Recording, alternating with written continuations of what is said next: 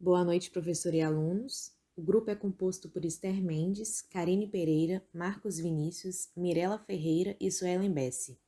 Trataremos neste seminário do tema Abuso de drogas, explicações sobre a dependência física e psicológica, papel do reforço, mecanismos e bases neurais, tolerância e compulsão, modelos animais e terapias de abuso. Como já é de conhecimento, a dependência de drogas é um grande problema para a nossa espécie. Acidentes automobilísticos, síndrome alcoólica fetal, cirrose, hemorragia intracerebral, câncer, ataques cardíacos, além dos comportamentos psicóticos, danos cerebrais e morte. Mas podemos nos questionar, diante de todos esses danos, por que a droga ainda assim é tão atraente? Essas substâncias estimulam mecanismos cerebrais responsáveis pelo reforço positivo, ou seja, as consequências de determinado comportamento tornam-o mais provável. Algumas drogas reduzem ou até eliminam sentimentos desagradáveis. As pessoas procuram as drogas por curiosidade, influência de amigos, vontade, desejo de fuga, problemas familiares, dificuldades para enfrentar ou até mesmo aguentar situações difíceis. As sensações imediatas são mais poderosas do que a compreensão das consequências de que a longo prazo o uso dessas substâncias podem trazer. Nossos ancestrais descobriram as drogas recreacionais, os asiáticos com os efeitos da seiva de ópio da papoula, os hindus com os efeitos produzidos pelo fumo da maconha, os sul-americanos com os efeitos que as folhas de coca produziam e, por fim, os norte-americanos com os efeitos do fumo do tabaco. Embora elas fossem tóxicas em quantidades suficientes, nossos ancestrais aprenderam a ingeri-las em quantidades que não prejudicassem a saúde, não imediatamente. Mas os efeitos dessas drogas sobre o cérebro faziam com que eles buscassem mais drogas, gerando potentes efeitos reforçadores. Podemos traçar uma relação entre a dependência física e a dependência psicológica? Psicólogos, médicos, profissionais da saúde em geral acreditam que a verdadeira adição é causada pelos efeitos fisiológicos desagradáveis que ocorrem quando o indivíduo tenta parar de ingerir algum tipo de substância. Em 1965, Ellie definiu dependência física como um estado adaptativo que se manifesta por intensos distúrbios físicos, quando a administração de uma droga é suspensa, e definiu dependência psíquica como uma condição na qual a droga produz um sentimento de satisfação e uma necessidade psíquica, que requer administrações contínuas ou periódicas da droga para produzir prazer. Podemos citar a heroína como exemplo. Indivíduos com acesso a essa substância tornam-se fisicamente dependentes, ou seja, apresentam tolerância e sintomas de abstinência. Podemos distrair disso tudo que nunca podemos diminuir a importância dos fatores psicológicos. O comportamento é controlado por circuitos de neurônios, e mesmo os fatores psicológicos envolvem mecanismos fisiológicos. A sociedade em geral tende a ignorar os sintomas psicológicos e levar em consideração somente os efeitos fisiológicos, porque os consideram mais reais, e são os efeitos fisiológicos que auxiliam na compreensão sobre as causas de dependência. O reforço positivo, neste caso, trata de certos estímulos produzidos sobre o comportamento anterior. Por exemplo, um rato faminto acidentalmente pressiona uma barra e recebe alimento. Logo, ele aprenderá a pressionar a barra todas as vezes que quiser ser reforçado com o alimento. A ocorrência de um estímulo apetitivo dá abertura para um mecanismo de reforço no cérebro e aumenta as chances de repetição da resposta mais recente, que no caso é a pressão à barra. O mesmo acontece com as drogas, que provocam estados de adição, pois provocam efeitos reforçadores. Por exemplo, se a droga for ingerida por uma via de ação rápida ou inalação, a última resposta emitida foi o ato de ingerir a droga. Logo, a resposta será reforçada. A eficácia desse estímulo reforçador é maior quando ele ocorre logo após uma resposta, pois se ocorre tardiamente, tem menor eficácia. Para melhor compreensão, vamos definir dois termos: tolerância, que é a redução da sensibilidade a uma droga decorrente do seu uso contínuo, e quantidades cada vez maiores são ingeridas na tentativa de obter efeitos cada vez melhores. e os sintomas de abstinência, que são primariamente os efeitos opostos da própria droga, que no caso da heroína são sentimentos de relaxamento, euforia, são substituídos por disforia, cãibras, diarreia e etc. Os pesquisadores acreditam que a tolerância é produzida na tentativa do organismo de compensar uma condição anormal, porque a heroína causa desequilíbrio nos mecanismos homeostáticos normais do cérebro e, como resposta, passam a produzir efeitos opostos daqueles da droga, compensando o desajuste homeostático. E para obter os mesmos resultados e efeitos da primeira ingestão, os usuários passam a ingerir quantidades cada vez maiores. E caso parem de ingeri-las, os mecanismos compensatórios fazem-se sentir sem terem a ação oposta da droga. Os efeitos de causa e consequência podem ser citados, pois nós agimos e alguma coisa acontece, seja ela boa ou má. E as respostas, ou seja, as consequências dessas ações, nos ensinam a repeti-las. Em 1965, Logan ilustra a importância da contiguidade do reforço. Ele treinou ratos privados de alimento a correrem ao longo de um labirinto simples, com uma única passagem que os levava a 2 corredores. Em um dos corredores, tínhamos uma quantidade mínima de alimento, e no outro, uma boa quantidade de alimento. O corredor com maior quantidade de alimento só era liberado após um certo tempo. Embora os ratos estivessem com muita fome, eles preferiam receber uma quantidade menor de alimento imediatamente do que esperar um certo tempo para obter uma quantidade maior. O que isso tudo quer dizer? Que as drogas com maior capacidade de induzir dependência são justamente as que têm efeito imediato. O reforço mais potente ocorre quando são observados efeitos rápidos nas atividades dos mecanismos de reforço. Alterações lentas são muito menos reforçadas. Mas, afinal de contas, o que leva as pessoas a exporem-se aos riscos associados às drogas que causam dependência? Os efeitos reforçadores imediatos de uma droga que causa adição pode levar o indivíduo a esquecer os efeitos aversivos a longo prazo. Olá, boa noite, meu nome é Marcos e eu vou falar sobre os mecanismos neurais envolvidos na questão do abuso de drogas. Vou falar também sobre o reforço negativo, pela tolerância e também pela compulsão pelas drogas. As áreas envolvidas no abuso de drogas estão o córtex pré-frontal, a amígdala, o núcleo accumbens e a área tegmental ventral. Os neurônios dopaminérgicos ficam localizados na área tegmental ventral. O córtex pré-frontal está ligado à decisão e a amígdala fica responsável por causar o peso sobre a decisão. Para que o vício ocorra, é necessário que seja liberado dopamina, que sai da área tegmental ventral e vai até o núcleo accumbens, entre outras áreas também. Não é o único fator que causa a dependência, mas é um fator necessário para que isso ocorra. As drogas que fazem esse processo estão a anfetamina, a cocaína, a nicotina, os opiáceos, o álcool, o PCP e a maconha. Algumas agem aumentando a atividade dos neurônios dopaminérgicos, outras inibem a recaptação de dopamina, causando os efeitos pós-sinápticos dela. Se essa área envolvida dos neurônios mesolímbicos, ou seja, envolvida na questão da parte dopaminérgica do cérebro, for danificada, é provável que muitas drogas que causam dependência deixem de condenar a pessoa. Vou falar agora sobre o reforçamento negativo na questão do abuso de drogas. O reforço negativo é um comportamento que tem como objetivo eliminar ou diminuir um aversivo. Ao contrário da punição, o reforço negativo ele faz aumentar um comportamento no qual o reforço é a eliminação de alguma coisa incômoda. Por exemplo, um barulho na TV que pode ser resolvido com dando um tapa. Se caso você der o tapa na TV e o barulho parar, é provável que esse comportamento de dar um tapa seja reforçado. Na punição isso não acontece. Na punição, se caso você fizer alguma coisa que, por exemplo, se caso você for uma criança e quebrar, por exemplo, o ventilador e seus pais te baterem ou te derem um castigo, é provável que você não queira quebrar um outro ventilador.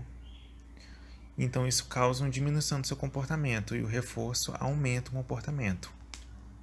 Como isso se relaciona com o abuso de drogas? Quando um viciado, um dependente, deixa de usar a droga, ele sente efeitos negativos, como abstinência e sentimentos ruins.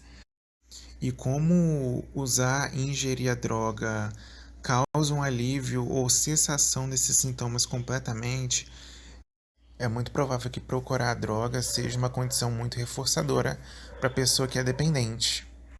E é isso que é uma das condições que ajudam a perpetuar esse caso de abuso de droga.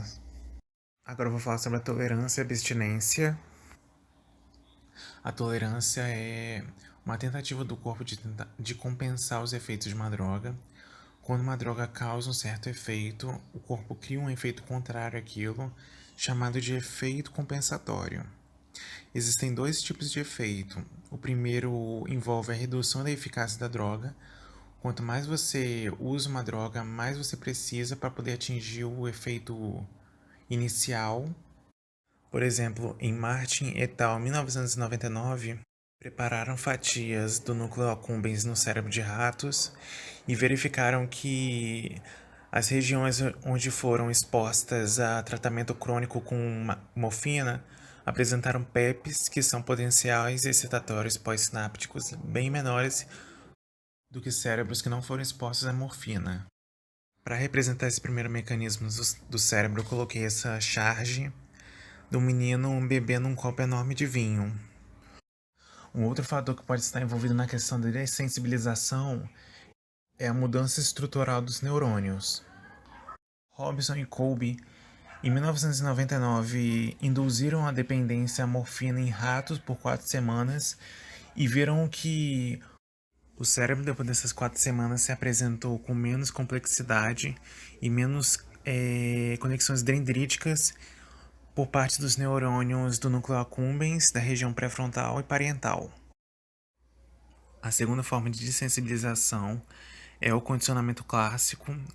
Na segunda charge aí, você vê um cachorro representando o experimento de Ivan Pavlov, no qual diz que os estímulos neutros envolvidos no processo de reforçamento principal acabam assumindo o papel de reforçador no lugar do próprio reforçador principal. Com Pavlov, o experimentador dava carne conjunto com o estímulo neutro que era o sino. Com o passar do tempo, o cachorro não mais precisava ver a carne para poder salivar. Só ouvindo o sino ele já começava a salivar, ou seja, o estímulo neutro acabou por substituir o estímulo principal. E é isso que está envolvido na questão da droga. O usuário ele não mais precisa ver a droga e ingerir, mas só de pensar ou ver nos estímulos associados ele já consegue ter uma intensificação dos sintomas até maior do que a própria droga. No capítulo até colocam isso como uma curiosidade. Quando faziam campanhas contra drogas e colocavam os estímulos associados com o fim de assustar as pessoas, causou justamente o efeito contrário. Quem já tinha um histórico de droga teve seus sintomas de abstinência intensificados. E hoje essas campanhas não utilizam mais esses cartazes. Agora eu vou falar sobre a compulsão pela droga e sua recidiva. Porque mesmo depois de um longo período sem usar a droga, a pessoa continua com a compulsão. A resposta pode ser porque, quando o usuário atinge o sistema dopaminérgico mesolímbico, ela atribui maior valor motivacional a todos os estímulos presentes naquele momento. Qualquer lembrança relacionada à ingestão e seus associados é sempre carregada de um valor motivacional e acaba se tornando até excitante. Enquanto o oposto acontece também. Quando o usuário se abstém de usar droga, ele começa a ter sentimentos desagradáveis e começa a ver o passado e tudo relacionado à droga sempre com bons olhos. Por isso que eu peguei a primeira charge que está aí no slide, que está relacionada mais a sentimentos de nostalgia. Lembrando que aqui não falamos de nostalgia, mas tem uma lógica parecida que pode ajudar a gente a entender. Um experimento descrevendo essa situação poderia ser pego de Grant et al. 1996. onde experimentadores colocaram 2 grupos de pessoas, um com histórico de abuso de cocaína e outro sem histórico de abuso de cocaína, assistindo o mesmo filme com estímulos neutros e estímulos associados à droga.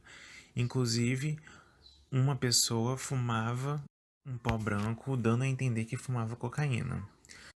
As pessoas que tinham histórico de abuso de drogas ativaram algumas áreas do cérebro que foram identificadas através do mapeamento PET, enquanto pessoas que não tinham histórico de abuso de drogas não sentiram nada.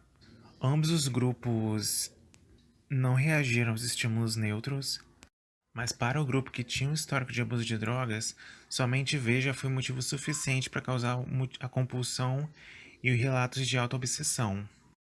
Outra hipótese que poderia explicar a compulsão pela droga é a hipersensibilidade ao receptor D3. Estudos indicam que usuários de cocaína e outras drogas têm hipersensibilidade a esse receptor. Essa hipótese foi testada em Nader e Mack em 1996. Eles verificaram o valor reforçador de uma substância que é uma ativadora direta desse receptor, que é a 7-OH-DPAT, que separaram 2 grupos de macacos, um que já tinha um histórico de injeções intravenosas, histórico de injeções de drogas, e outros que não tinham. E eles podiam auto-administrar essas doses de 7-OH-DPAT. Os usuários que tinham histórico apertavam facilmente para a introdução da substância, enquanto o grupo que não tinha histórico não apertava. Essa hipótese é reforçada por um estudo de Stanley e Mesh em 1996, onde identificaram uma enorme quantidade desses receptores no núcleo accumbens de pessoas que tinham morrido de superdose de cocaína. Outro fator que também pode ser responsável pela compulsão é o estresse. Um estudo feito por Ed Shahan e Stanley Stewart, em 1998, estudavam estresse com ratos. Ratos esses que tinham histórico de administração de cocaína e heroína. O estudo era baseado através de uma substância relacionada ao estresse, que é o CRF, e como consistia o experimento.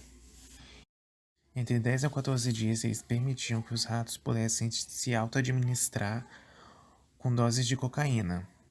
Depois disso, eles extinguiram isso, dando sempre que eles pressionassem a barra uma solução salina para eles.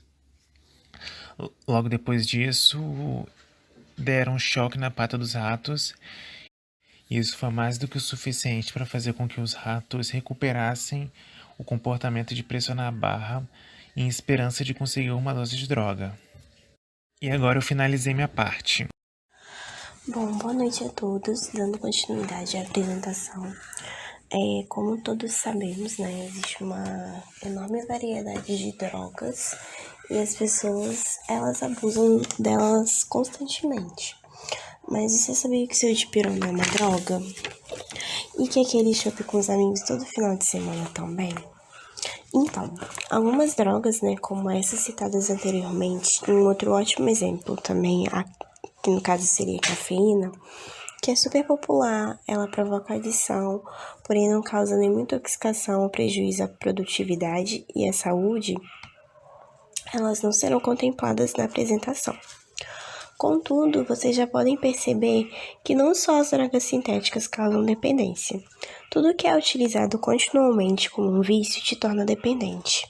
Bom, e o efeito de alguma dessas drogas poderiam ser comparados, por exemplo, ao prazer que uma criança sente ao ser gerada até ter uma vertigem. Nessa apresentação, iremos contemplar os efeitos do ópio, da cocaína, da anfetamina, do álcool, da nicotina e da maconha. Mas antes de iniciar, eu gostaria de saber a opinião de vocês quanto às drogas lícitas. Por exemplo, a bebida alcoólica, que nesse caso seria a cerveja. Qual é a sua opinião sobre as propagandas de cerveja na televisão? E você acha que isso pode aumentar o consumo entre os mais jovens? Pensa aí e depois me fala, tá bom?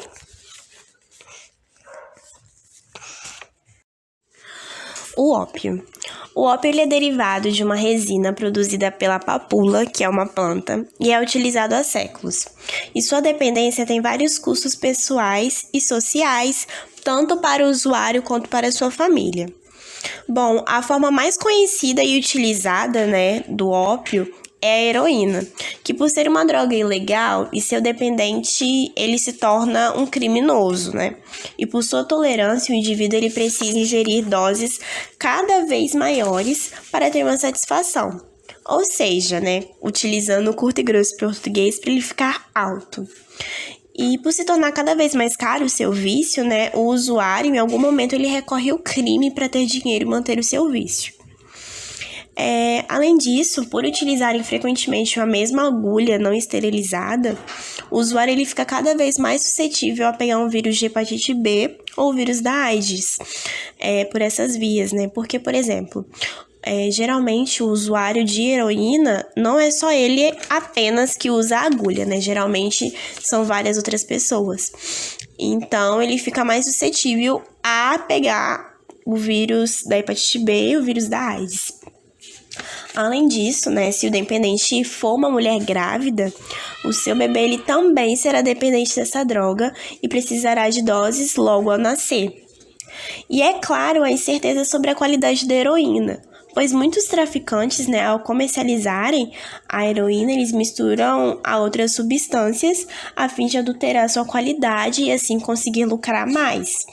Dessa forma, algumas mortes pelo uso da heroína se devem aos adulterantes misturados às drogas. Bom, gente, os opioides, eles são encontrados no corpo humano e no corpo dos animais, mas eles são secretados quando o animal está emitindo algum comportamento importante para a sua sobrevivência ou para a sobrevivência de sua espécie. Portanto, o processo seletivo equipou os mamíferos com circuitos neurais que liberam os opioides endógenos, quando os animais eles estão lutando, ou copulando. Essas substâncias elas reduzem os efeitos inibitórios da dor e o reforçam positivamente, encorajando os animais a prosseguir o que estão fazendo. A fonte de todo o problema, quando o ser humano ele ingere o ópio artificialmente e seus efeitos o encorajam a continuar tomando altas doses da droga. Os efeitos do ópio no corpo são a analgesia, a hipotermia, a sedação e o reforço. As bases neurais dos efeitos reforçadores. Bom, gente, como já foi comprovado, os animais de laboratório eles são capazes de se auto-administrar os opiáceos. E quando o opiáceo ele é administrado sistematicamente, ele estimula receptores localizados nos neurônios de várias regiões do cérebro e produz uma variedade de efeitos já citados anteriormente. Os receptores opioides de matéria cinzenta perifundental, eles são responsáveis principalmente pela analgesia. Na área preótica, eles são responsáveis pela hipotermia e na formação reticular mesencefálica são responsáveis pela sedação. Como veremos, os opioides na área tegmental ventral e no núcleo de Acumis podem exercer um papel importante sobre os efeitos reforçadores dos opiócios, mas em outras regiões também eles parecem ser importantes. Bom, existem 3 tipos de receptores opioides: o mu, o delta e o kappa. As evidências indicam que os receptores de mu são responsáveis pelo reforço e pela analgesia, e que a estimulação dos receptores de kappa produz efeitos aversivos. A melhor evidência para o papel de receptores de mu vem de um estudo realizado por Mates, que realizou uma mutação direcionada, a Quinocticut, eu não sei se é assim que fala, nos genes responsáveis pela produção de receptores de opioides mu em camundongos. Estes animais, eles quando cresceram, eram completamente insensíveis aos efeitos reforçadores ou analgésicos da morfina e não mostraram sintomas de abstinência após terem recebido doses crescentes de morfina durante 6 dias. As substâncias químicas que estimulam os receptores de opioide kappa, incluindo a dinorfina, que é um opioide endógeno, ligante natural de receptores de opioides de tipo K, produzem efeitos aversivos. A infusão de agonistas de receptores de kappa em várias regiões cerebrais, incluindo a matéria cinzenta periquindental e a área tegmental ventral e o núcleo de accumbens, também tem efeitos aversivos. Os agonistas de receptores kappas agindo em neurônios na área tegmental ventral e no núcleo de accumbens reduzem drasticamente a liberação de dopamina no núcleo de accumbens, um fenômeno que ocorre durante a interrupção e a diminuição prolongada de opioides. Dessa forma, os reforçadores, eles promovem uma liberação de dopamina no núcleo de accumbens e as injeções de opiáceos não são exceções.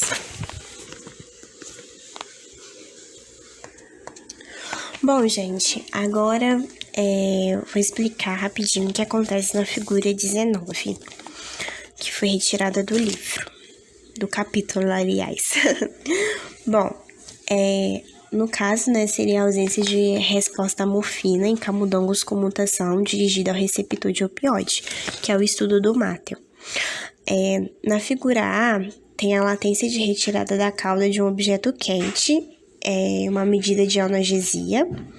Na figura B, as sacudidelas de um cachorro molhado ao ser interrompida a administração prolongada de morfina, um sintoma de abstinência importante em roedores.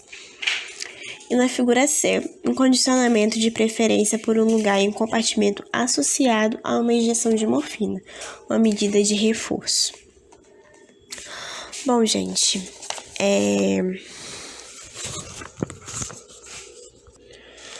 em outras palavras, as injeções de opiáceos em ambas terminações do sistema dopaminérgico mesombólico são reforçadoras. A injeção de um opiáceo na área tegmental ventral ativa neurônios dopaminérgicos neste local ao reduzir a atividade de neurônios do tipo GABA, que normalmente inibem neurônios DA. E o conjunto destes dados sugere que os efeitos reforçadores dos opiáceos são produzidos pela ativação de neurônios do sistema mesombólico e pela liberação de dopamina no núcleo de accumbens.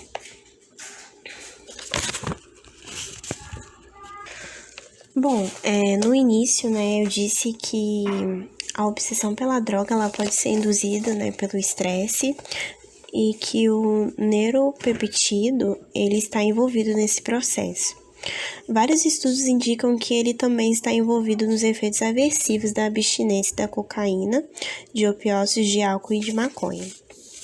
Mas voltando aos opiáceos, no estudo realizado por Maldonado, eles induziram a dependência física da morfina em ratos e em seguida injetaram naloxona em várias regiões cerebrais com o intuito de verificar se há um bloqueio súbito de receptores opioides que estimulariam os sintomas de abstinência.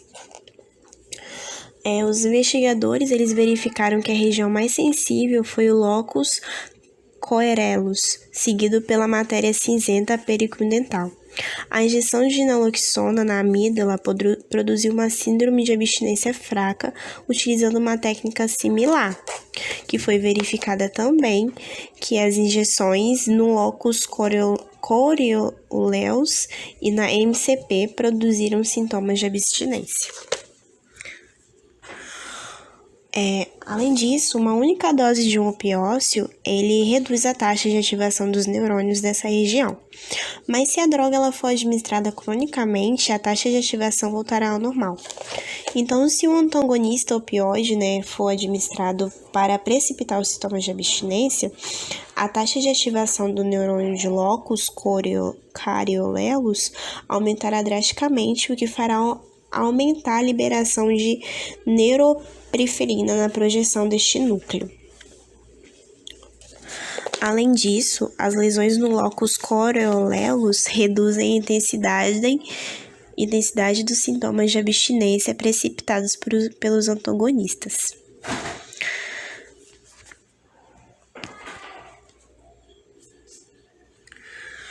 Bom, e os processos intracelulares envolvidos no desenvolvimento dos sintomas de abstinência, os opiáceos parecem envolver uma proteína conhecida como CREB, proteína ligante ao elemento responsivo AMP cíclico. Além disso, ele produz uma redução na sensibilidade neuronal dos opiáceos. E esta redução na sensibilidade, também conhecida como uma subregulação, ocorre mesmo se o número de receptores de opioides não mudar, o que implica que a alteração deve ser intracelular nos passos bioquímicos envolvidos na ativação de receptores de opioides, na redução dos segundos mensageiros de seus efeitos. As bases neurais dos efeitos reforçadores. Bom, gente, como já foi comprovado, os animais de laboratório eles são capazes de se auto-administrar os opiáceos. E quando o opiáceo ele é administrado sistematicamente, ele estimula receptores localizados nos neurônios de várias regiões do cérebro e produz uma variedade de efeitos já citados anteriormente. Os receptores opioides de matéria cinzenta perifundental, eles são responsáveis principalmente pela analgesia. Na área preótica, eles são responsáveis pela hipotermia e na formação reticular mesencefálica são responsáveis pela sedação.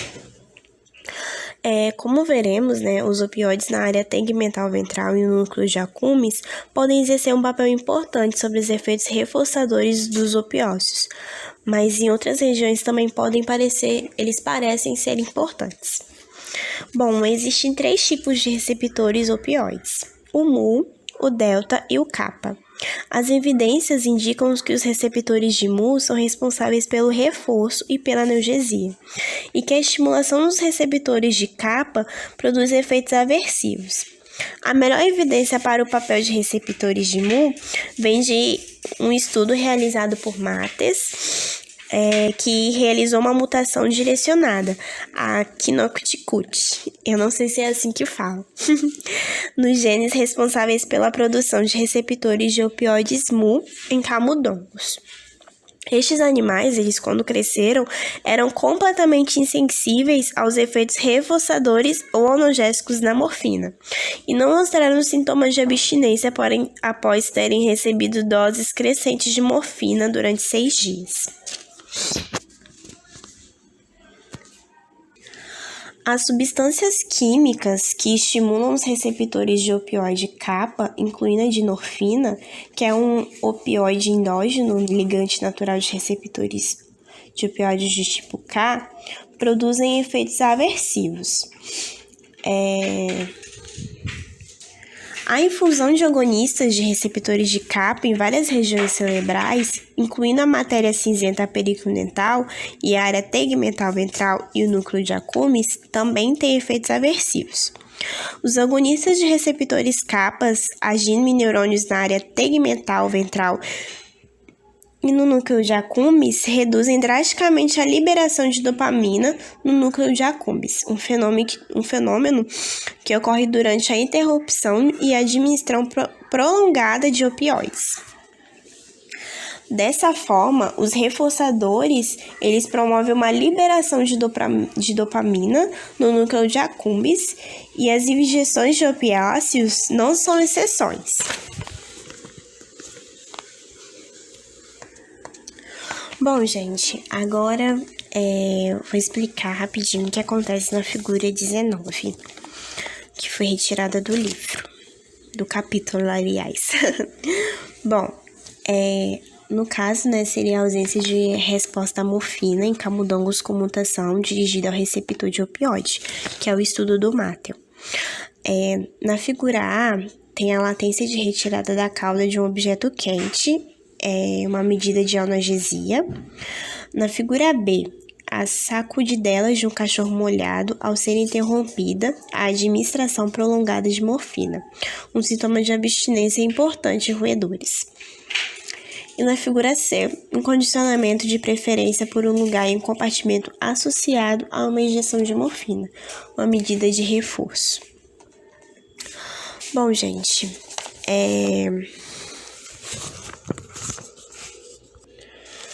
Em outras palavras, né, as injeções de opiáceos em ambas terminações do sistema dopaminérgico mesombólico são reforçadoras.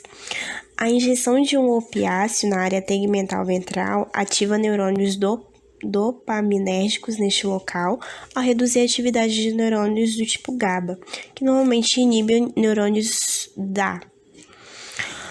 E o conjunto, né, destes dados sugere que os efeitos reforçadores dos opiáceos são produzidos pela ativação de neurônios do sistema mesombólico e pela liberação de dopamina no núcleo de accumbens.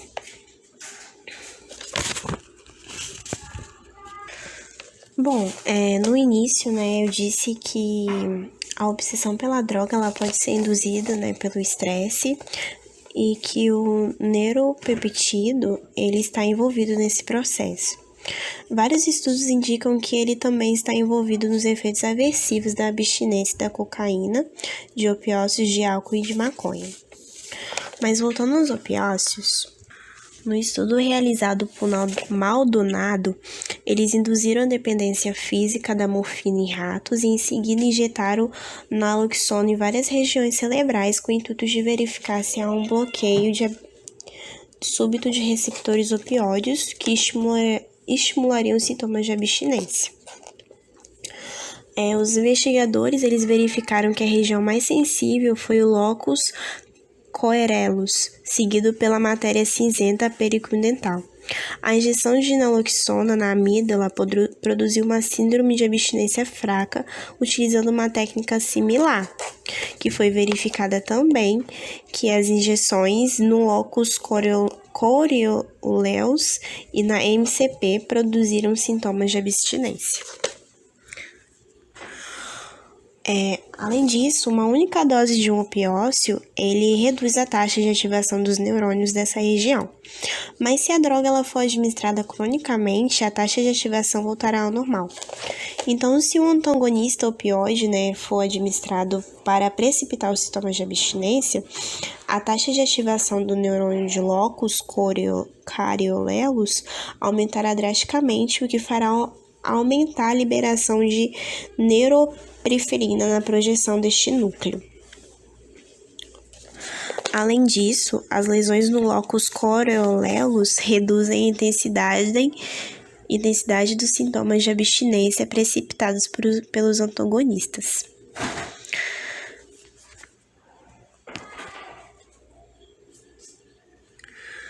Bom, e os processos intracelulares envolvidos no desenvolvimento dos sintomas de abstinência, os opiáceos parecem envolver uma proteína conhecida como CREB, proteína ligante ao elemento responsivo AMP cíclico. Além disso, né, ele produz uma redução na sensibilidade neuronal dos opiáceos, e esta redução na sensibilidade, também conhecida como uma subregulação, ocorre mesmo se o número de receptores de opioides não mudar, o que implica que a alteração deve ser intracelular nos passos bioquímicos envolvidos na ativação de receptores de opioides, na redução dos segundos mensageiros de seus efeitos. A cocaína e a anfetamina. A cocaína e a anfetamina, gente, elas têm efeitos comportamentais similares, porque ambas atuam como agonistas dopaminérgicas potentes. Entretanto, né, o seu campo de ação é diferente. Enquanto a cocaína, ela se liga e inativa as proteínas transportadoras de dopamina, bloqueando e assim a sua recaptação após ter sido liberada pelos botões terminais, a anfetamina ela também inibe a recaptação de dopamina, mas seu efeito mais importante é estimular diretamente a liberação pelos botões terminais. Como seus efeitos eles são tão potentes e tão rápidos, ela provavelmente é mais reforçadora de todas as drogas disponíveis. E quando as pessoas, né, elas ingerem cocaína, elas se tornam mais eufóricas, mais ativas, mais tagarelas. Elas dizem que elas se sentem corajosas e despertas.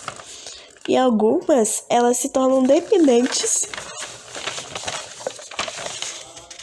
né? E obter a droga, ela passa a se tornar uma obsessão para a qual ela dedica mais e mais tempo e mais dinheiro.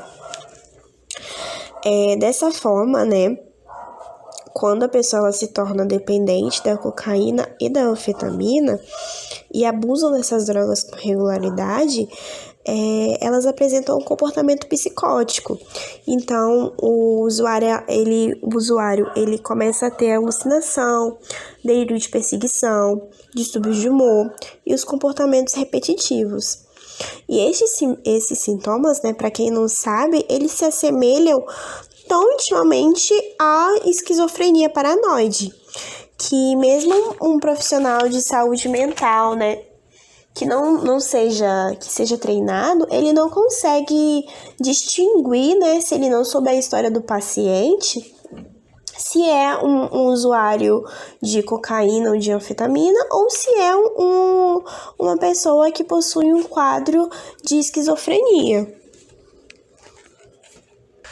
Bom, em algumas evidências, no caso, alguns estudos, sugerem que o uso de estimulantes como a cocaína e a anfetamina podem provocar efeitos adversos a longo prazo pelo cérebro, né?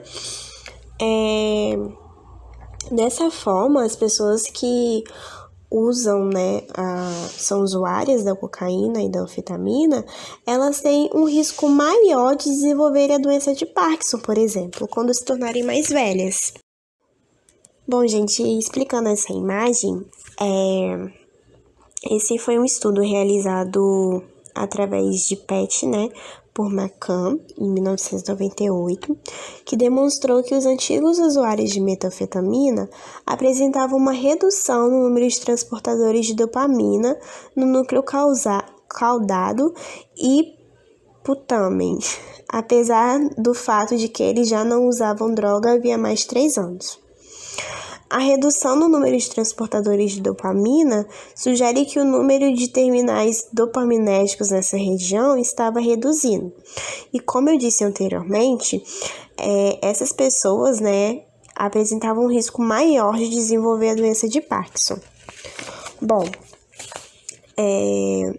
nessa imagem eles mostram as concentrações de transportadores de dopamina de um indivíduo de controle, um indivíduo que tinha um histórico de abuso de metanfetamina e um outro com doença de Parkinson. Como vocês podem ver, tem as concentrações reduzidas de transportadores de dopamina que indicam perda dos terminais de dopaminérgicos.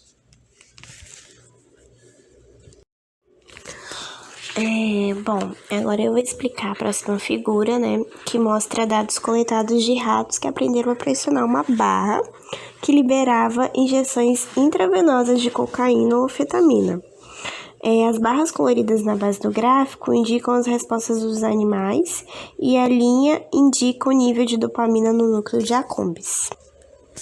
Outras pesquisas também indicam que o núcleo de accumbens é um sítio, né, de ação crítico para os efeitos reforçadores de cocaína e de anfetamina. Por exemplo, se drogas que bloqueiam os receptores de dopamina forem injetadas no núcleo de accumbens, a cocaína perde boa parte do seu efeito reforçador. Bom, as lesões do núcleo de accumbens ou a destruição dos terminais dopaminérgicos desta região por meio da injeção local de 6-HD interfere nos efeitos reforçadores da cocaína e da anfetamina. Caine e Cobb, em 1994, constataram que após terem injetado o 6-HD no núcleo de accumbens, os ratos pararam de pressionar a barra que promovia as injeções intravenosas de cocaína. Entretanto, né, eles continuavam a pressionar a barra e, ao fazerem isso, eles recebiam uma porção de alimento. Assim, né, o dano causado pelo 6-HD não interferiu na capacidade do animal de pressionar a barra, como vocês podem ver na figura. Bom, e estudos feitos com registros elétricos revelaram que os neurônios no núcleo de accumbens participam dos efeitos reforçadores da cocaína. Um grupo de neurônios no núcleo de accumbens respondem exatamente antes do animal pressionar a barra que libera a cocaína. Um segundo grupo entra em atividade exatamente após a cocaína ser infundida na veia do animal, e o terceiro grupo aumenta cada vez mais a sua frequência de disparo durante o intervalo entre as respostas. Talvez o primeiro grupo de neurônios ative a resposta comportamental e o segundo grupo esteja envolvido com o efeito reforçador da droga, e o terceiro grupo esteja envolvido com a compulsão do animal para receber uma outra injeção de cocaína.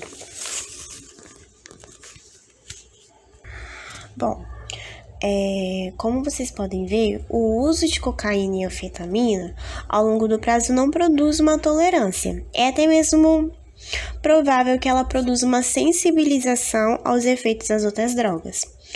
Porém, embora a abstinência do abuso de cocaína a longo prazo não cause sintomas físicos, ela provoca sentimentos desagradáveis, incluindo a disforia e a redução da capacidade da busca do prazer.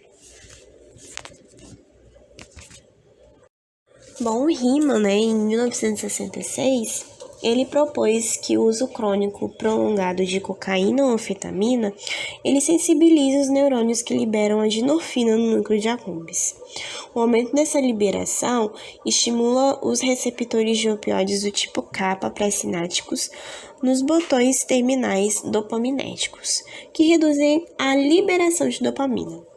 Portanto, se a cocaína ou a anfetamina forem retiradas subitamente, a atividade continua dos neurônios que secretam a dinorfina e reduz os níveis de dopamina no núcleo de accumbens, causando sintomas desagradáveis que acompanham a descontinuidade da utilização dessas drogas.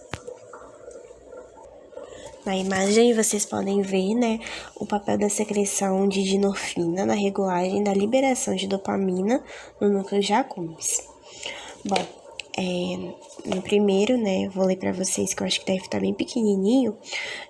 Os neurônios que secretam a dinorfina no núcleo de accumbens tornam-se sensibilizados após a administração prolongada de cocaína e anfetamina. E a liberação de dinorfina estimula os receptores K pré-sinápticos em botões terminais dopaminérgicos, inibindo a liberação de dopamina. Enfim, gente, é isso. E vamos dar continuidade agora com a Esther apresentando sobre a nicotina. Boa noite, eu vou falar sobre a nicotina. E primeiramente a gente deve saber o que ela é. Ela é uma droga psicoativa alcaloide básica, líquida e de cor amarela, que constitui o princípio ativo do tabaco. Foi dado esse nome a essa substância por causa do diplomata francês Jean Nicot, que foi um difusor do tabaco na França. Apesar dela parecer branda em comparação aos outros opiáceos, como por exemplo a cocaína e a anfetamina, ela é uma droga que tem capacidade de provocar dependências e que também contribui para o maior número de mortes comparado com as drogas que são consideradas pesadas. A combinação da nicotina com outras substâncias que estão presentes no cigarro de tabaco se chamam carcinogênicas, e essa substância que acaba provocando doenças localizadas no pulmão, boca, garganta e no esôfago. Não devemos subestimar o potencial dela provocar dependências, e mesmo sabendo dos riscos, muitas pessoas continuam a fumar. 19 entre 20 pessoas fumam todos os dias e apenas 60 entre as 3.500 pessoas questionadas fumam menos de 5 cigarros por dia. 40% das pessoas continuam fumando após realizarem um procedimento chamado laringectomia, que é realizado no tratamento de câncer na garganta. A nicotina ela tem como objetivo estimular os receptores de acetilcolina, que obviamente também aumenta a atividade dos neurônios dopaminérgicos do sistema mesolímbico. E também contém receptores que induzem a liberação de dopamina no núcleo accumbens. As injeções de agonistas de nicotina diretamente na área tegmentral ventral irão reforçar um condicionamento de preferência no lugar, ao contrário das injeções de um antagonista de nicotinas da ATV, que reduzem os efeitos reforçadores de injeções intravenosas de nicotina. Embora os receptores de nicotina sejam encontrados na área tegmental ventral e no núcleo accumbens cortical, e os seus colaboradores verificam as injeções de um antagonista de nicotina no núcleo accumbens, eles não tinham um efeito sobre esse reforço. Um estudo que foi realizado por Rose sugere que alguns efeitos reforçadores do tabaco podiam ser mediados pelos reforçadores de acetilcolina, do tipo nicotínico, que ficam localizados fora do sistema nervoso central. Vários estudos em animais de laboratório mostram que se houver uma interrupção da autoadministração de cocaína ou de heroína pelo não reforço, uma injeção de droga que estimula os neurônios dopaminérgicos poderá reestabelecer a resposta.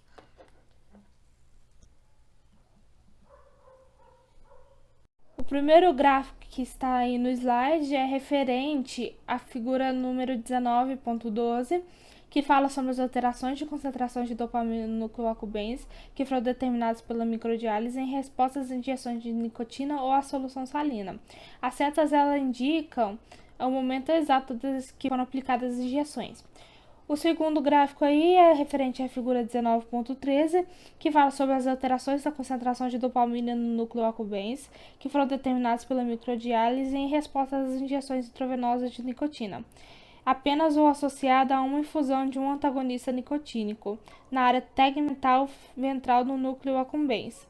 Apenas a injeção do MEC na área tegmental ventral bloqueou a secreção de dopamina no núcleo accumbens. O consumo de álcool tem um custo muito mais alto para a sociedade do que qualquer outra droga. Uma grande porcentagem de morte ocasionada por acidentes automobilísticos está ligada ao consumo de álcool. Ele também contribui para a violência e a agressão. Em baixas doses, o álcool pode produzir uma certa euforia e tem um efeito ansiolítico, isto é, ele reduz o desconforto e a ansiedade. Já em doses maiores, ele produz a falta de coordenação e sedação. Estudos com animais de laboratório, os efeitos ansiolíticos manifestam-se pela liberação dos efeitos punitivos dos estímulos aversivos. Por exemplo, se ele for administrado em um animal, um choque elétrico sempre pode executar uma determinada resposta. Ele irá reduzir sua frequência. Entretanto, se lhe for dado um pouco de álcool, ele voltará a emitir resposta. Esse fenômeno explica por que as pessoas, quando bebem, fazem coisas que normalmente não fariam sóbrias.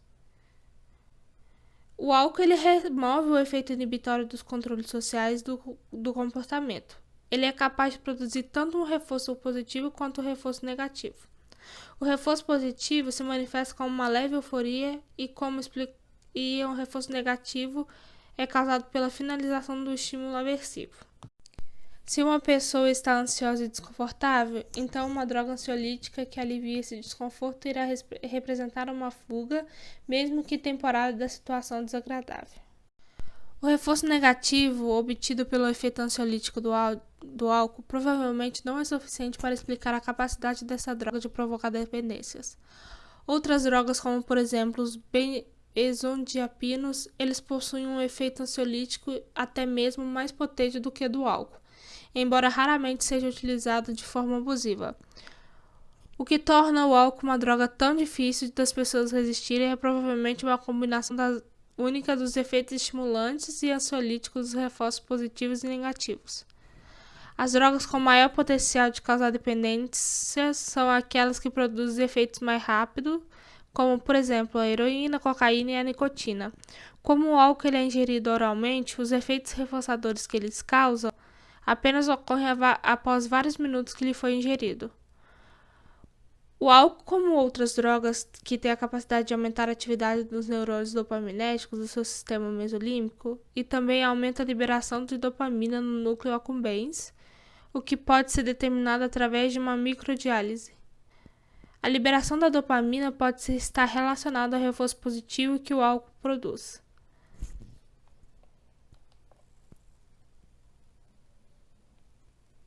A injeção de antagonistas dopaminérgicos, que é aplicada diretamente no núcleo accumbens, reduz a ingestão de álcool, como também acontece quando a injeção de uma droga na área tegmental ventral o que faz reduzir a atividade de neurônios dopaminérgicos que ficam localizados nessa. O álcool que são ingeridos em doses moderadas podem ter dois principais sítios de ação no sistema nervoso, agindo como antagonista indireto em receptores NMDA e como antagonista indireto dos receptores GABA. O álcool exacerba a ação GABA em seus receptores e é capaz de interferir na transmissão do glutamato em receptores NMDA. Estudos realizados por Shelton e Belston indicam os efeitos do álcool sobre a percepção mimetizada tanto pelos agonistas de GABA quanto pelos antagonistas de NMDA. Nesse estudo, eles utilizaram um procedimento de discriminação de drogas.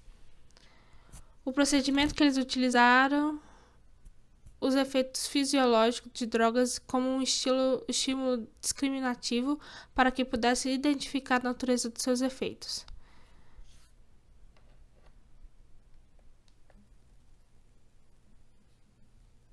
E como seria realizado esse procedimento?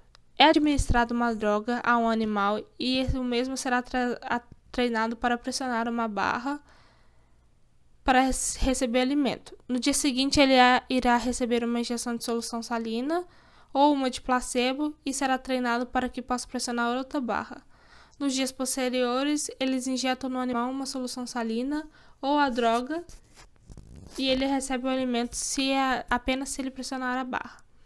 Se os ratos pressionarem a barra do álcool, só quando receber a injeção de drogas que facilita a transmissão do GABA, ou de drogas que vão interferir nessa transmissão do glutamato envolvendo receptores NMDA, os efeitos perceptíveis do álcool incluem aqueles que foram produzidos por essas duas classes de drogas. Podemos considerar evidências de que o álcool atua como antagonista NMDA e como o álcool, os antagonistas MDA produzem efeitos negativos, sedativos. Bom, aqui a figura 19.14, ela faz uma menção a uma criança com síndrome alcoólica fetal, o SAF, e uma visão aumentada de fetos de rato. E o que seria síndrome alcoólica fetal? Ela engloba uma série de defeitos inatos da criança que ocorre quando a mãe consome álcool durante a gestação. E essa condição ela pode causar danos cerebrais e problemas de crescimento que não podem ser revertidos. Aí na imagem ao lado aqui tem as características de um indivíduo que tem SAF. Bom, aí na imagem 19.15 mostra os dois ratos que receberam injeções com uma quantidade suficiente para que eles falecessem. Mas o rato que está de frente pra gente, né, que está em pé olhando para a câmera, ele também recebeu uma injeção de antagonistas do álcool e faz com que ele pareça extremamente sóbrio. Bom, e o que seriam receptores NMDA e GABA? O receptor GABA, como já está dizendo aí no slide, ele seria um dos dois canais iônicos ativados por um ligante responsável por mediar os efeitos do ácido gama-aminobútrico, que é o principal neurotransmissor inibidor do cérebro. E o NMDA seria o aminoácido excitatório agonista do neurotransmissor, que é também um aminoácido glutamato que vai agir ativando receptores inotrópicos conhecidos como receptores glutamatérgicos. Ele, além de ser alvo para drogas com ação anestésica, estudos apontam que o receptor pode ser importante para o desenvolvimento de fármacos que irão atuar no combate do Alzheimer. Bom, a maconha é outra droga que as pessoas regularmente se auto-administram e é quase sempre fumando. O princípio ativo da maconha se chama THC. Os receptores de THC foram descobertos e a sua distribuição no cérebro tem sido mapeada. O ligante endógeno desses receptores é a anandamida, que é um lipídio, mas ainda não se sabe qual a situação que induz a sua liberação ou quais são as funções que essa substância química executa. de Tomás Beltramo e Piomelli, em 1996, descobriram que o chocolate contém 3 substâncias químicas semelhantes à anandamida. A existência dessas substâncias químicas estão relacionadas ao grande atrativo que o chocolate exerce sobre muitas pessoas. Injetar baixas doses de THC em ratos e medir a liberação de dopamina no núcleo accumbens por meio de uma microdiálise. Eles verificaram que as injeções causaram liberação de dopamina e verificaram que injeções locais de pequenas quantidades de THC na área tegmental ventral não tinham efeito sobre a liberação de dopamina no núcleo accumbens. Sabe que a maconha afeta a memória dos indivíduos e especificamente prejudica a sua capacidade de acompanhar um determinado tópico. Talvez porque a droga exerça um efeito ao prejudicar as funções normais do hipocampo, que exerce um papel importante na memória. Uma revisão de literatura realizada por Hall e Soloway, eu não sei como que se fala, em 1998, concluiu-se que os efeitos a longo prazo da maconha, quando fumada cronicamente, incluíam a bronquite e possivelmente maior risco de câncer do pulmão. A incapacidade para controlar o uso da droga é o prejuízo sutil de atenção e memória, que pode ou não desaparecer ao longo tempo de abstinência. No texto diz que foi comparado não usuários da mesma idade, posição social, educação, estado civil e o uso de álcool e tabaco. Fizeram um teste da capacidade de realizar simultaneamente 2 tarefas diferentes, como, por exemplo, bater os dedos, enquanto tenta pensar em palavras adequadas a uma determinada categoria. Foi especialmente sensível ao uso da maconha a longo prazo. Os homens que haviam usado a droga durante 8 anos não apresentavam dificuldade nessa tarefa, enquanto aqueles que haviam usado por 25 anos apresentavam um declínio substancial. O gráfico referente à figura 19.16 fala sobre as alterações na concentração de dopamina no núcleo accumbens que foram determinadas pela microdiálise em resposta às injeções de THC ou placebo. No gráfico referente à figura 19.17, fala sobre a velocidade com que os indivíduos, jovens e idosos, usuários e não usuários de maconha, batem os dedos apenas ou batem os dedos enquanto pronunciam a palavra pertencentes a uma determinada categoria. Bom, aqui eu vou falar um pouquinho sobre a hereditariedade e o abuso de drogas. Nem todos os indivíduos vão ser igualmente predispostos a desenvolver uma adição à droga. Muitos desses indivíduos eles conseguem beber álcool moderadamente e mesmo sendo usuários de drogas potentes, como por exemplo a cocaína e a heroína. Eles conseguem usá-la de modo recreacional sem se tornar dependente dela. Para qualquer característica de um ser vivo, existe apenas 2 possíveis fontes de diferenças individuais, a hereditariedade e o ambiente. Mas como nesse livro aborda a fisiologia do comportamento, não é cabível discutir o papel que o ambiente desempenha na suscetibilidade de uma pessoa com efeito à adição de drogas. Obviamente, os efeitos ambientais vão ser importantes. As pessoas que foram criadas em um ambiente hostil, sem qualquer esperança real de uma vida melhor, têm maior probabilidade do que as outras de se envolverem com drogas para conseguirem um momento de euforia e de fuga de um ambiente desagradável que as cerca. Por exemplo, vivem em comunidades que estão sempre cercadas de drogas, eles vão ter sempre um contato mais fácil com elas.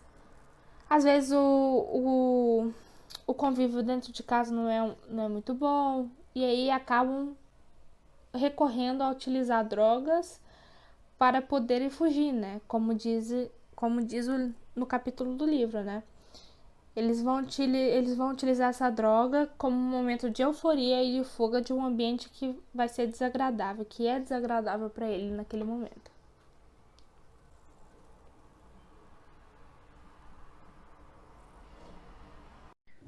Bom, sobre a hereditariedade em humanos, a maior parte das pesquisas sobre os efeitos da hereditariedade na adição tem se dedicado ao alcoolismo. Uma das razões para essa atenção, que além da importância dos problemas causados pelo álcool, é que quase todas as pessoas são expostas a ele. Quase todos já ingeriram álcool alguma vez em sua vida e assim têm a primeira experiência com os efeitos reforçadores.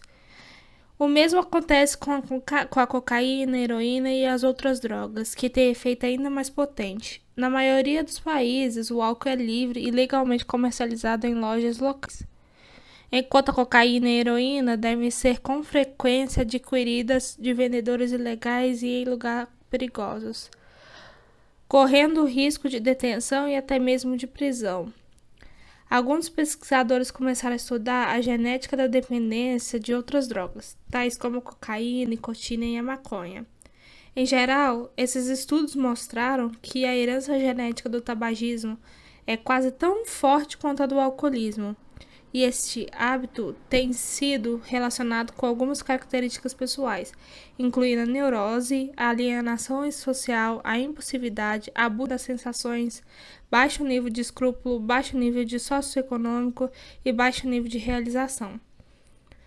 Um estudo com gênios realizado por True indicou que a dependência do álcool e da nicotina tem fatores genéticos em comum.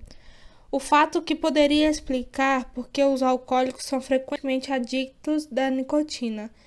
Esse estudo familiar, comparando-se com irmãos, sugere que existem tanto fatores genéticos comuns quanto fatores genéticos específicos envolvidos na adição de álcool, cocaína, nicotina e a maconha. Parece haver um traço genético que aumenta a vulnerabilidade e a dependência de substâncias que causam adição em geral, e traços genéticos específicos associados com a vulnerabilidade e a dependência de cada droga em particular. Mecanismos de dependência química no cérebro. Eu vou tentar explicar de uma forma bem clara como que funciona esse sistema, né? A dependência química é uma doença do encéfalo, é uma desordem neurológica que afeta o sistema de recompensa no cérebro. Em uma pessoa saudável, o sistema de recompensa, ele reforça comportamentos que são essenciais para a sobrevivência, como, por exemplo, comer, beber, a interação social.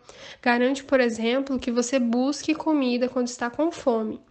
As drogas, elas agem de uma maneira que fazem que essas necessidades percam o lugar, né, de importância.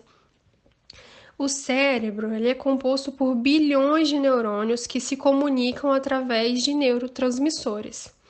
Quando um neurônio é estimulado o suficiente, um impulso elétrico chamado de potencial de ação é gerado e viaja ao longo do axônio para a terminação nervosa. Aí é liberado um neurotransmissor na fenda sináptica. A fenda sináptica ela é um espaço entre os neurônios. O neurotransmissor em seguida se liga no receptor do neurônio vizinho, gerando um sinal, transmitindo a informação para esse neurônio.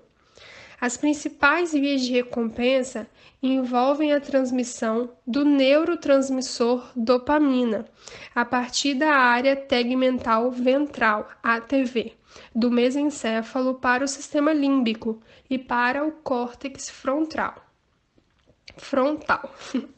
Participar de atividades agradáveis gera potencial de ação em neurônios produtores de dopamina.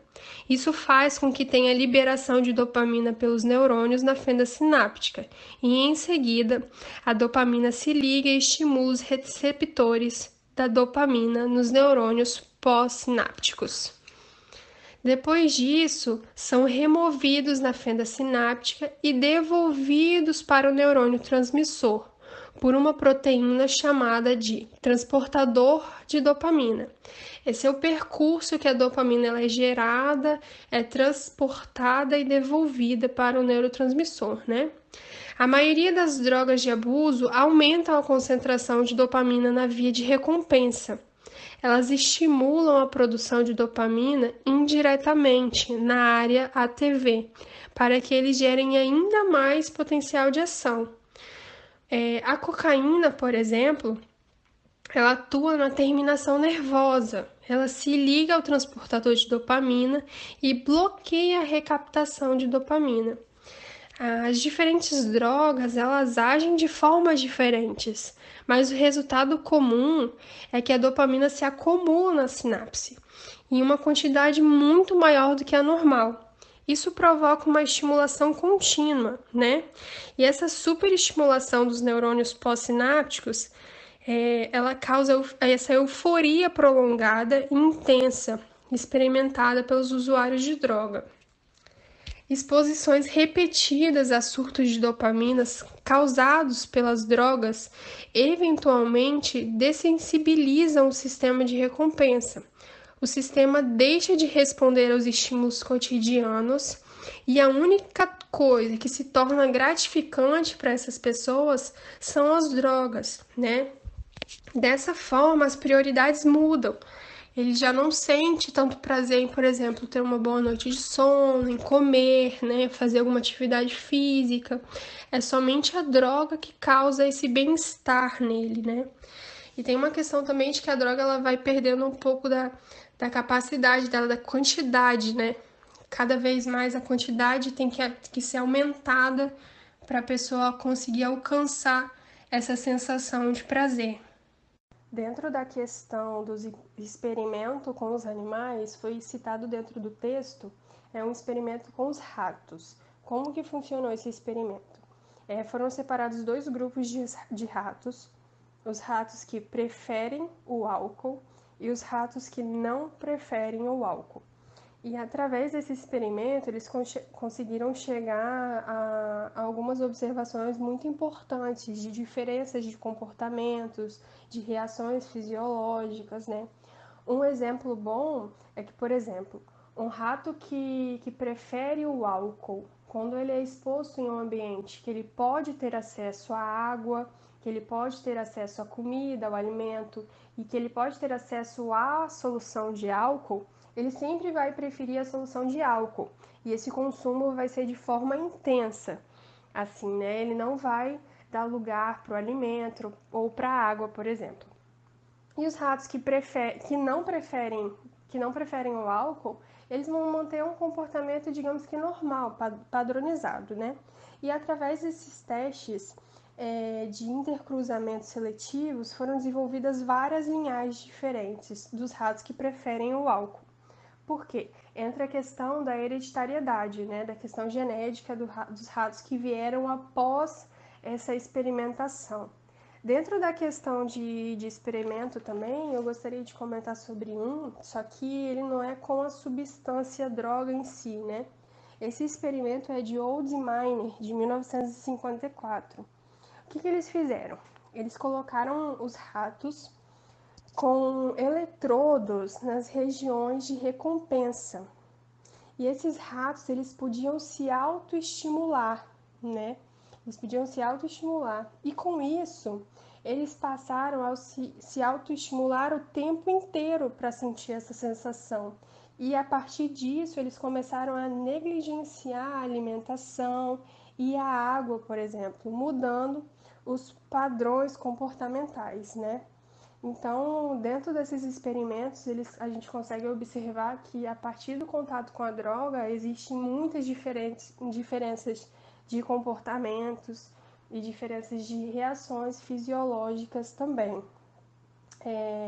Dentro dessa questão dos experimentos, tem uma parte que é muito interessante, que fala sobre um estudo que foi feito em 1995. O que foi esse estudo?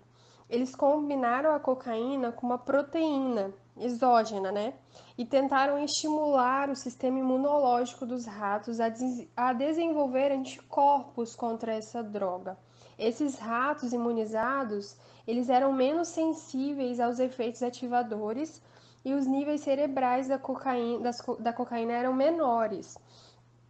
Tem um autor também que sugere que um dia se torne possível, por exemplo, vacinar as pessoas contra os efeitos da cocaína, com uma injeção, que essa injeção não produza efeitos reforçadores dos estímulos que a cocaína provoca dentro do organismo. De fato, os estudos com os animais mostraram que é possível sim selecionar uma linhagem de ratos que prefiram o álcool através das alterações comportamentais, né, da experimentação. E o que aconteceu depois? Os ratos foram condicionados a esse contato com o álcool, né? E a partir disso, seus sucessores replicavam os comportamentos, na questão genética também. Com relação ao tratamento, né, as terapias para o abuso de drogas, a gente colocou um esquema no slide que eu vou tentar explicar. Faz parte da terapia cognitivo-comportamental, né? Então, esse esquema vai seguindo o sentido de que existe o estímulo elicitador, né, que é a droga, quando a pessoa tem esse contato com a droga.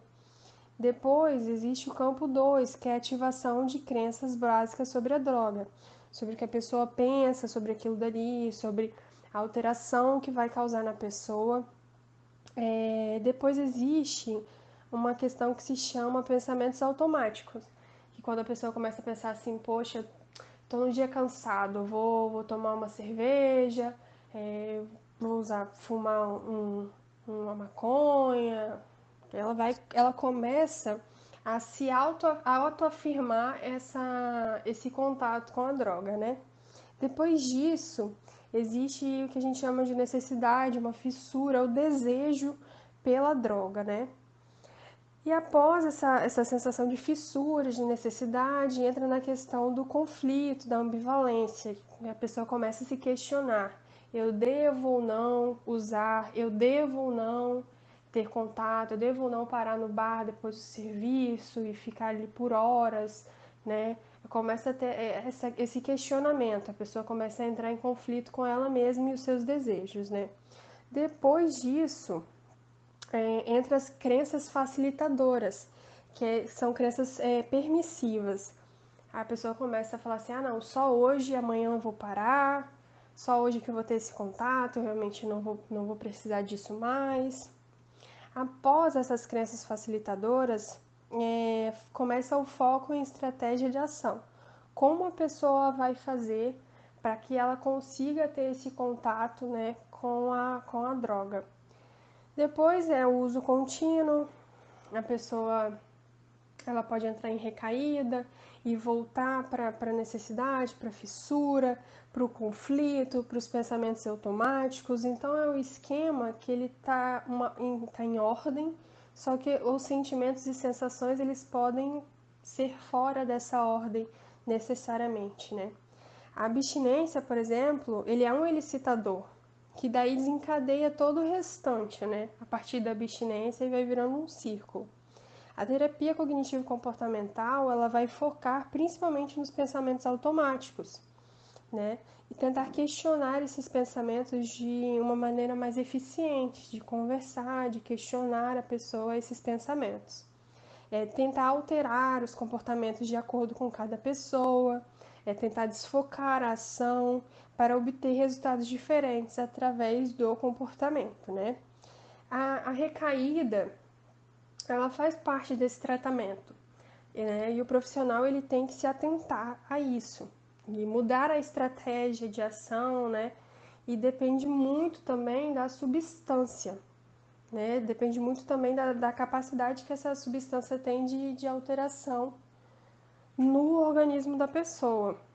Só que a terapia cognitivo-comportamental é uma das estratégias que tem de terapia em relação ao abuso de drogas. Um exemplo de elicitador também é quando, por exemplo, você oferece café a uma pessoa que é fumante, aí ela fala assim, eu não vou aceitar esse cafezinho porque se eu tomar esse cafezinho eu vou querer fumar. Então é uma forma de que é um elicitador para ela ter contato com essa droga, né? Às vezes a gente pergunta por que algumas pessoas viciam na droga e outras não. Alguns fatores são de contexto social, por exemplo, as questões psicológicas e também o fator genético, além da droga em si, que altera o sistema nervoso de cada um, né? Só que muitas vezes é um escape de um problema. Não é somente uma questão moral mesmo, é uma doença. E a terapia cognitivo-comportamental vai trabalhar na solução de alterações do comportamento, fazer com que a pessoa altere o comportamento e não tenha mais contato com a droga. Só que, como foi dito, depende muito da droga, né? Da capacidade de alteração que essa droga tem. Mas é uma das formas também de terapia.